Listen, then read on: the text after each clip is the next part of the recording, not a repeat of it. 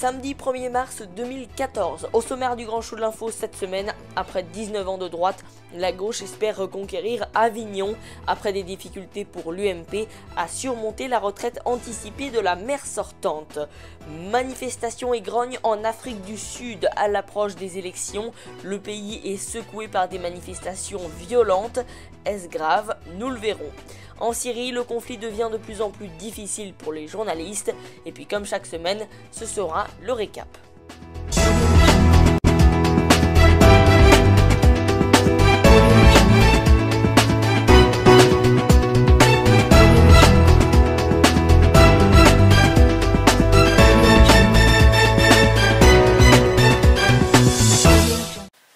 Bonjour à tous et bienvenue dans le Grand Show de l'Info. Après 19 ans de droite, la gauche espère reconquérir Avignon. 19 ans après avoir perdu la mairie d'Avignon, le PS, emmené par l'universitaire Cécile L, compte bien reconquérir la ville à la faveur des difficultés de l'UMP à surmonter la retraite anticipée de la maire sortante Marie-Josée Rouag. Machine, comment elle s'appelle? Elle se présente plus, Madame. Voilà. Madame Rouag se présente plus, mais je ne sais pas qui c'est qui va passer. La droite s'engueule, la gauche s'engueule, tout le monde se tire dessus, quoi. Chacun fait sa petite vie, sa petite guerre, et puis voilà, non, c'est pas très clair les élections municipales. Pas très clair, et pour cause. Accusée d'avoir fait bénéficier à son fils d'un emploi fictif, la maire sortante UMP, Marie-Josée Rouag, a décidé in extremis de jeter l'éponge. Depuis, la guerre de succession fait rage, avec des dissensions parfois très vives au sein de la majorité sortante.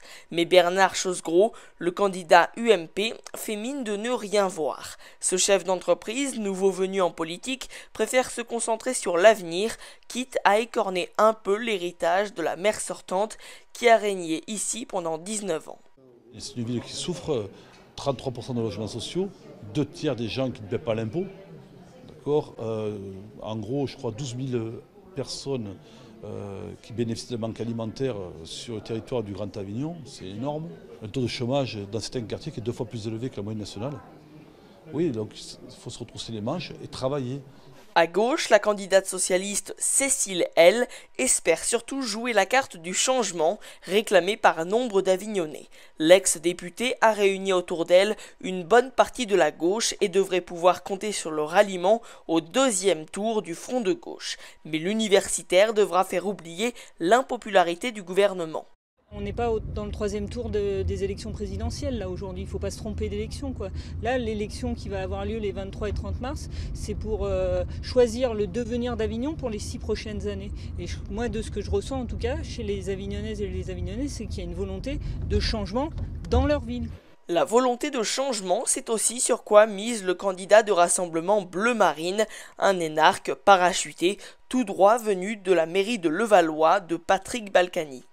On a l'impression que, je dirais, on est passé de la lutte des classes à la lutte des places, quoi. C'est ah, je viens, si j'ai telle place, ah ben, si je ne suis pas là, je ne viens pas. C'est ce qu'on a à droite aujourd'hui, c'est ce qu'on aura à gauche entre les deux tours aussi, puisqu'il y a des alliances prévues entre deux listes qui sont d'accord sur rien, on l'a pu le constater, mais qui vont quand même se mettre ensemble. Je ne suis pas sûr que ce soit ce que les gens attendent.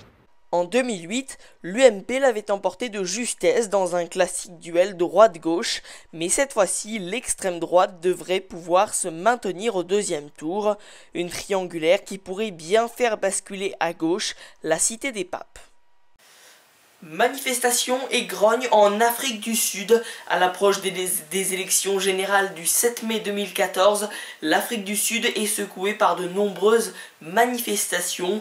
Beaucoup dénoncent le manque d'accès à des services de base comme l'eau et l'électricité et se sentent négligés par les autorités.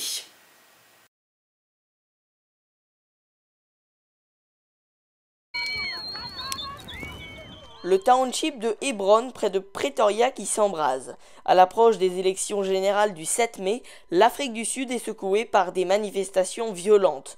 Beaucoup dénoncent le manque d'accès des services de base, comme l'eau et l'électricité, et se sentent négligés par les autorités. On est bien obligé, on n'a pas le choix. Si ce gouvernement ne veut pas nous entendre, alors peut-être que la violence les fera écouter. Entre novembre et janvier, près de 3000 manifestations dénonçant le manque d'accès aux services publics ont été organisées. Elles sont de plus en plus violentes. Dans le bidonville de Zitobeni, à 60 km de Pretoria, les habitants ont mis le feu au commissariat, à la clinique et à la bibliothèque. Ils réclamaient de meilleurs services et des factures moins élevées.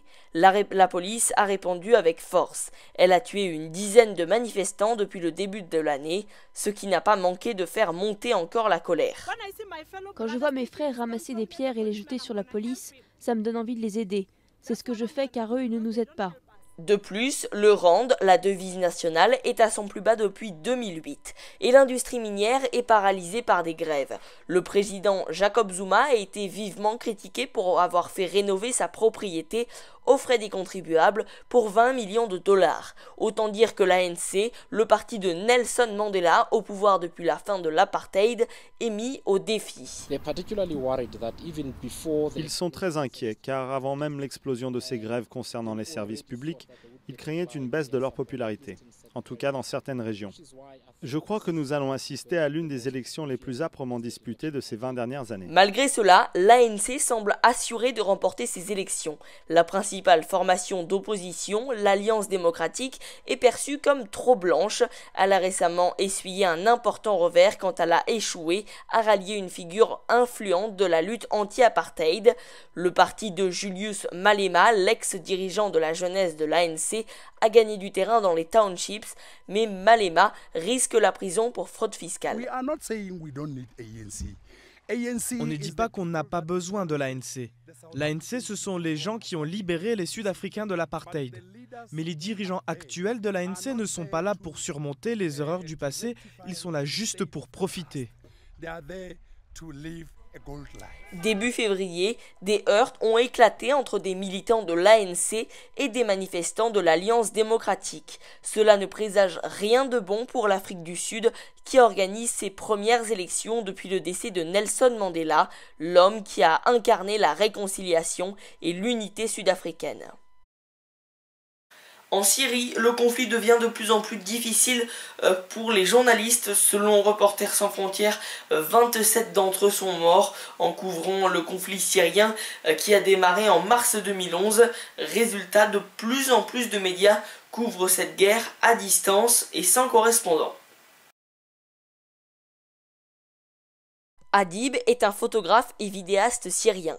Il s'est installé dans la ville turque de Gaziantep après avoir dû quitter la Syrie où il ne pouvait plus travailler.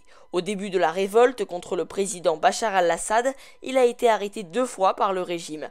Aujourd'hui, couvrir la guerre en Syrie est encore plus dangereux à cause de l'implication d'un groupe djihadiste lié à Al-Qaïda.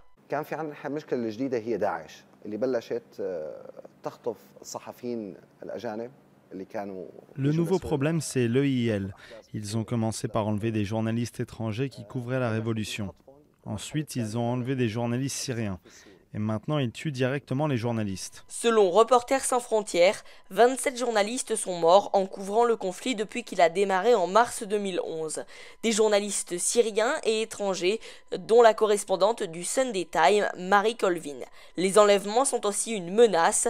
Des dizaines de reporters ont disparu, soupçonnés d'avoir été kidnappés par des partisans du régime ou par des groupes d'opposants. Ces 2 journalistes suédois ont été libérés début janvier après 6 semaines de captivité. On a été retenus dans la cave d'une maison, sans électricité la plupart du temps, très peu d'eau et de nourriture et la possibilité d'aller aux toilettes 1 fois par jour au maximum. Ils nous ont parfois battus, menacés avec des armes et ils ont menacé de nous tuer. Résultat, beaucoup de médias couvrent cette guerre à distance, sans correspondant sur le terrain. Aujourd'hui, les journalistes en Syrie sont menacés de mort par toutes les parties. Que ce soit l'EIL, le régime, les journalistes ne peuvent travailler nulle part en Syrie. La guerre civile qui déchire le pays a généré une crise humanitaire colossale, environ 130 000 morts et des millions de déplacés. Les informations diffusées par les habitants sur les réseaux sociaux et le décompte quotidien effectué par l'Observatoire syrien des droits de l'homme permettent d'alimenter un minimum les journaux, mais cela ne compense qu'en partie le manque de couverture de ce drame quotidien et complexe. Tout de suite, c'est le récap, le résumé de l'actualité de la semaine. après François Hollande au tour de Jean-Marc Ayrault d'arpenter les allées du salon de l'agriculture. À cette occasion, le Premier ministre a défendu une agriculture conciliant performance économique et écologique. Ces déclarations font écho au projet du ministre du secteur, Stéphane Le Foll, projet qui avait suscité un temps la méfiance de la FNSEA, le puissant syndicat agricole, avant de trouver un écho plus favorable ces dernières semaines. Le Parlement français devrait se prononcer mardi pour la prolongation de l'opération militaire Sangaris en Centrafrique, tout en réclamant un passage de relais accéléré à une force de maintien de la paix des Nations Unies. Sur le terrain, même si le niveau de violence a baissé à Bangui, le cycle des représailles entre chrétiens et musulmans a provoqué la fuite de dizaines de milliers de personnes. Alors que le gouvernement de transition ukrainien doit être présenté à Kiev, la situation s'envenime en Crimée. Des heurts ont éclaté dans cette république autonome au sud de l'Ukraine entre manifestants pro-russes et partisans des nouvelles autorités ukrainiennes. Moscou a décidé d'y renforcer la protection de sa flotte. Il n'y avait pas grand monde sur les bancs de l'Assemblée en ce jour de questions au gouvernement et pour cause. Les députés UMP ont déserté leur siège pour protester contre les déclarations de Manuel Valls, le ministre de l'Intérieur qui la veille a interpellé le député UMP Claude Goasguen sur, a-t-il lancé, son passé d'extrême droite. Les députés de l'opposition dénoncent les dérapages des ministres. Le gouvernement, lui, refuse de s'excuser.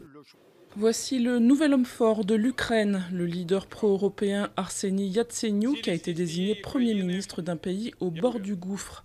Menace de banqueroute, bras de fer avec la Russie. L'Occident s'inquiète également de la situation en Crimée, où stationne la flotte russe.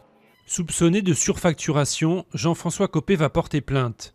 Selon Le Point, une filiale d'une société appartenant à deux proches de M. Copé a profité de l'élection présidentielle de 2012 pour encaisser 8 millions d'euros. Qualifiant ces accusations d'immondes, le patron de l'UMP a chargé un avocat de poursuivre l'hebdomadaire pour diffamation. Toujours plus de chômeurs en France.